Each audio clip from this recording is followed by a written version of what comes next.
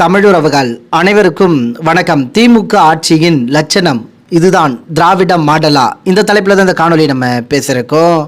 அதாவதுங்க, நாம் தமிழ் கட்சியின் தலைமை ஒருங்கிணைப்பாளர் அண்ணன் சீமான் அவர்கள் மண்ணையும் மக்களையும் அளவுக்கு அதிகமாக நேசித்து களத்தில் நிற்கிறார். மலைகளை பாதுகாக்க வேண்டும், மரங்களை பாதுகாக்க வேண்டும் என்ற அடிப்படையில் ஒவ்வொரு நாளும் இயற்கை சார்ந்த நிகழ்வுகளை முன்னெடுத்து வருகிறார். இன்றைய நாள் கூட மரங்களின் மாநாட்டை அண்ணன் சீமான் அவர்கள் தலைமை தாங்கி நடத்தி கொண்டிருக்கிறார்.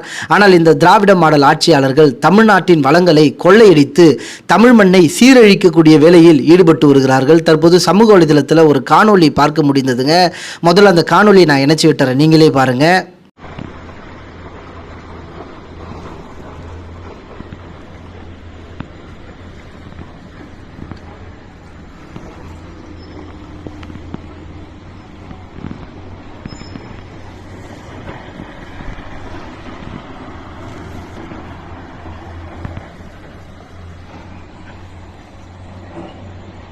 இந்த காணொலியை பதிவிட்டு சீலன் தமிழன் என்ற சகோதரர் திமுக அரசால் நாள்தோறும் வெட்டி கேரளாவுக்கு கடத்தப்படும் எங்கள் குமரி மாவட்ட மலைகள் இடம் SA குவாரி, வழியாற்று முகம், பத்மாபுரம் தொகுதி கனிமவள கொள்ளை, திமுக பால்வளத்துறை அமைச்சர் தொகுதியின் அவலங்கள் என்று பதிவு பண்ணியிருந்தாருங்க. திமுக அரசால் நாள்தோறும் தமிழக வளங்கள் சுரண்டப்படுவதை நீங்க எப்படி பார்க்குறீங்கன்றத உங்களுடைய கருத்துக்களை தெரியப்படுத்துங்க.